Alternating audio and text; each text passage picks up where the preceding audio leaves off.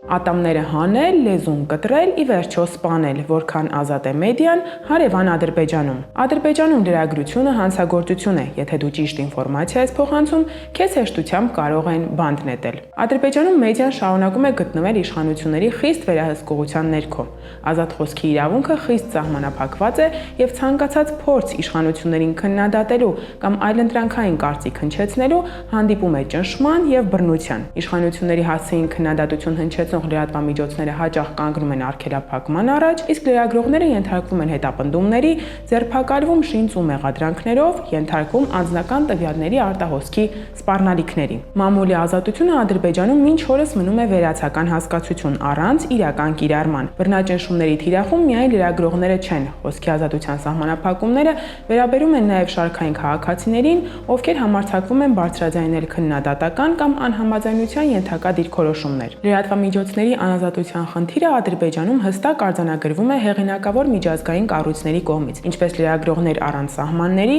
Freedom House, այնպես էլ կազմակերպված հանցավորության եւ կոռուպցիայի լուսաբանման նախագծի զեկույցներում։ Freedom House-ը օրինակ Ադրբեջանը դասում է ոչ ազատ երկրների շարքին, ընդգծելով, որ մամուլի ազատության սահմանադրական երաշխիքները մշտապես խախտվում են։ OCCRP-ն 2021 թվականին բացահայտել է, որ ավելի քան 40 լրագրող ու ակտիվիստ իրենց ընտանիքներով հանդերձ հայտնվել են իսրայելական Pegasus լրտեսական ծրագրի թիրախում։ Ծրագիրն իշխանություններին թույլ է տվել մուտք գործել անձնական տվյալներ, լսել զրույցներ, տեսանկարահանել եւ հետագայում օգտագործել այդ նյութերը շանտաժի նպատակով։ Չնայած միջազգային քննադատությանը, խոսքի ազատության սահմանափակումը Ադրբեջանում ոչ միայն չի թուլանում, այլև վերածվել է ավելի համակարգված բռնապետական գործելակերպի։ Ադրբեջանում լրագրողների նկատմամբ ճնշումներն ու հետապնդումները կրում են պարբերական եւ համակարգված բնույթ։ Իշխանություններին անհաջող խոսքը շարունակում է դիտարկվել ոչ թե ժողովրդավարության դրսևորում, այլ պարզապես թշնամանք։ Այս պայմաններում ազատ մամուլը ոչ թե չոր փաստերի արձանագրողն է, այլ պարզապես գոյատևողը։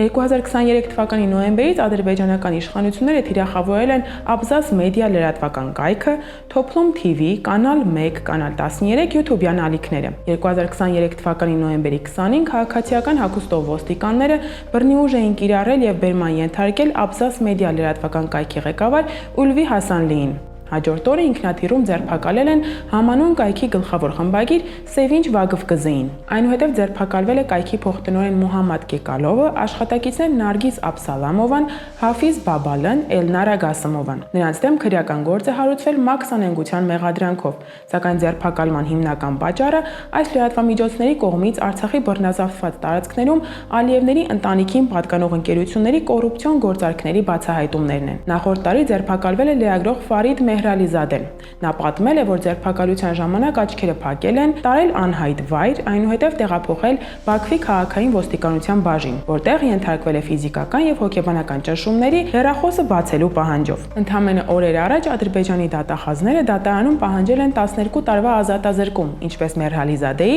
այնպես էլ Abzas Media լրատվական գործակալության տնօրեն Ulvi Hasanliի եւ լրագրող Հաֆիզ Բաբալիի համար մաքսանենգության մեղադրանքով։ Մեհրալիզադեն պնդում է, որ մեղադրանքներն ամբողջությամբ քաղաքական դրդապատճառներ ունեն եւ ուղղակիորեն կապված են իր քննադատական հրապարակումների հետ Ազատություն ռադիոկայանի ադրբեջաներեն ծառայությունում։ Այդ նույն շրջանում ձերբակալվել է նաեւ Կանալ 13 YouTube-յան ալիքի տնօրեն Ազիզ Օրոջևը։ Նրան առաջադրվել է ինքնակամ շինարարություն իրականացնելու մեղադրանք, ապա նա մեղադրվել է մաքսանենգության մեջ։ Այս լրատվամիջոցի եւս մի քանի աշխատակիցներ ձերբակալվել են, իսկ նրանցից Շամո Էմինովն անգամ ինքնասպանության փորձ է կատարել բանտում։ Թե ինչ կտանքների է ենթարկվել նա, կարող ենք միայն պատկերացնել։ Այս նույն շրջանում ձերբակալվել է նաև YouTube-յան Կանալ 11 ալիքի ղեկավար Թեյմուր Քերիմովը։ Պատճառը կրկին իշխանություններին ուղղված մեղադրանքներն են եղել։ Ադրբեջանական հայտնի Toplum TV ինտերնետային հեռուստաալիքը եւս անմասն չի մնացել Ալիևյան ռեժիմի ռեպրեսիաներից։ Խուզարկվել է հեռուստաընկերության գրասենյակը, որը ղեկավարում է հայկական մեդիա դաշտում էլ շատ հայտնի հետաքննող լրագրող Խադիջա Իսմայելովան։ Ձերբակալվել են 4 լրագրողներ Ֆարիդ Իսմայելովը, Էլմիր Աբասովը, Մյուշվիկ Ջամբարովը եւ Ռամիլ Բաբաևը։ Լրագրողներին ու ակտիվիստներին լրացնելու համար Ադրբեջանում չեն սահմանափակվում պարզապես ձերբակալություններով եւ ազատազրկումներով։ Գաղտնալսումներով, բջջային հեռախոսին հասանելիություն ստանալով իշխանությունները հետևում են նրանց ողջ գործունեությանը։ Մանրամասնորեն չանդրադառնալով արդեն իսկ հայտնի դեպքերին, ինչպիսին Իսմայելովայինն էր։ Նշենք օրինակ ակտիվիստ Իլքին Ռուստամզադեի հետ կապված միջադեպը, երբ իշխանությունները սպառնացել էին նրան իր կնոջ լուսանկարների հրապարակմամբ։ Սպառնալիքներից հետո Ռուստամզադեն շարունակել է իր ընդդիմադիր գործունեությունը եւ արդյունքում նրա կնոջ լուսանկարներն ու հեռախոսահամարը հայտնվել են համացանցում։ Ամիսներ անց հրապարակվել է նաև Ռուստամզադեի կնոջ եւ նրա նախկին ընկերոջ լուսանկարները։ Հանրային պարսավանքի ֆոնին նրանք ամուսնալուծվել են։ Ադրբեջանում լրագրողներին լռեցնելու գործիքակազմը չի սահմանափակվում միայն անձնական տվյալների հրապարակման սպառնալիքներով։ Ուժային կառույցների ներկայացուցիչները հաճախ դիմում են նաև ֆիզիկական բռնության, թե բերման ենթարկելիս եւ թե առանց դրա։ Որոշ դեպքերում այդ բռնությունը իրականացվել է առանձնակի դաժանությամբ։ Օրինակ 2017 թվականին լրագրող Նիջաթ Ամիրասլանովը ենթարկվել է անմարդկային կտանքների։ Հարկադրաբար հեռացրել են նրա ատամները ֆիզիկական եւ հոգեբանական ճնշման նպատակով։ Այդպիսի մեթոդները լրագրողական գործունեությունը դարձրել են ոչ միայն ռիսկային, այլ նաև ֆիզիկապես վտանգավոր։ Ֆիզիկական բռնության կիրառմամբ 2023 թվականի սեպտեմբերին լրագրող Նուրլան Գահրամանլին էլ ստիպել էին ընդդեմ պատերազմի գրառումներ չանել։ Նախկինում 2020 թվականի պատերազմի ընթացքում ադրբեջանական ուժայինները նրան մեղադրել էին հայկական հատուկ ծառայությունների հետ համագործակցության մեջ։ Ադրբեջանում լրագրողների դեմ բռնաճնշումների թերևս վերջին ամենացայտուն դեպքն էլ գրանցվել է ընդամենը օրեր առաջ։ Լրագրող Ուլվի Ալի Գուլիևան ձերբակալվել է Բաքվի ոստիկանության աշխատակիցների կողմից մայիսի 7-ի գիշերը Մեյդան TV-ի գործի շրջանակներում, այդպիսով դառնալով այդ գործի հետ կապված ձերբակալված 11-րդ լրագրողը։ Նրա նկատմամբ կիրառված բռնությունների վերաբերյալ մայրը ասել է, թե դստերը ձերբակալման օրը ոստիկանները ծեծի են ենթարկել եւ գլխին հարվածել։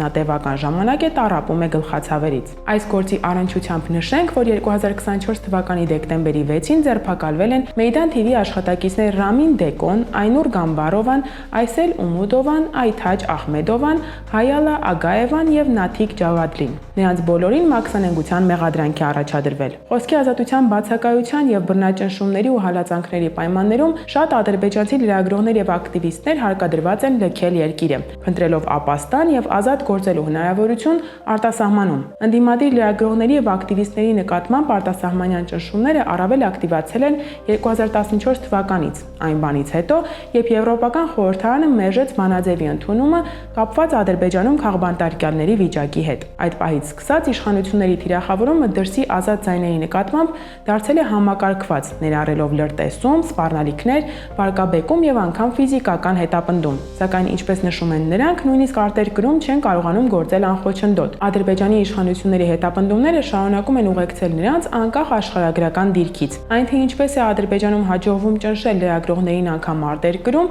մանրամասնորեն նկարագրել է ադրբեջանցի լրագրող Էմին Ահմեդբեկովը։ Նրա խոսքով իշխանությունները ստեղծել են հատուկ մեխանիզմներ ուղղված ոչ միայն լրագրողների, այլև պարզապես ճշմարտությունը բարձրաձայնող քաղաքացիների լռեցմանը։ Օրինակ Գերմանիայում իշխանությունների կողմից ֆինանսավորվող մարզիկների հատուկ խմբեր հետապնդում եւ անգամ ֆիզիկական բռնության են ենթարկում ընդդիմախոսներին։ Այս մեթոդները կիրառվում են այլ երկրներում եւս, ընդլայնելով հետապնդման աշխարհագրությունը Բաքվի սահմաններից դուրս։ Հետապնդումը դադարեցվում է միայն այն ժամանակ, երբ լռում ես, նշում է Ահմեդբեկովը։ Թարմ դեպքերից է նաեւ 2021 թվականին Ֆրանսիայում ապաստանած բլոգեր Մոհամմադ Միրզալիին առաջադրված պահանջը լռել, այլապես կհրապարակվեն քրոջ անձնական բնույթի տեսանյութերը։ Որոշ ժամանակ անց նրա դեմ մահափորձ է իրականացվել, նա դանակի 16 հարված է ստացել։ Ըստ Միրզալիի, հարձակվողները նաև փորձել են կտրել իր լեզուն։ Իսկ հիմա մահերի մասին։ Միայն 2021 թվականի ընթացքում անհայտ հանգամանքներում ադրբեջանցի 3 ակտիվիստ է մահացել։ Յուգար Ռզայևը Բրյուսելում, Բայրամ Մամեդովը Ստամբուլում, բլոգեր Հուսեյն Բաքիխանովը Թբիլիսիում։ Բոլոր դեպքերին վերագրվել է ինքնասպանության վարկածը, սակայն իրավապաշտպան կազմակերպությունները դրան չեն հավատում։ Այդ կազմակերպությունները ընդգծում են, որ 2023 թվականի նոյեմբերից առնվազն 20 լրագրող եւ քաղաքացիական ակտիվիստ է ձերբակալվել նման մեղադրանքներով։ Իրավապաշտպանների գնահատմամբ ներկայումս Ադրբեջանի բանտերում պահվում է առնվազն 300 քաղբանտարկյալ, այդ թվում բազում լրագրողներ։ Այսօր մենք ներկայացնում ենք Ադրբեջանում ազատ ձայների դեմ տարվող համակարգված եւ սարսափելի արշավը։ Հետապնդումներ, ձերբակալություններ, լռեցում, շանտաժ, ֆիզիկական հաշվեհարդար։ Այս ամենը չի վերաբերում միայն լրագրողներին, սա պատերազմ է ճշմարտության դեմ։ Մենք ցույց ենք տալիս իրական դեմքը մի երկրի, որտեղ ազատ խոսքը այլևս հանցանք է, իսկ անկախ միտքը թշնամանք։ Մենք ներկայացնում ենք փաստերը, դուք տեսնում եք, որն է իրական Ադրբեջանը։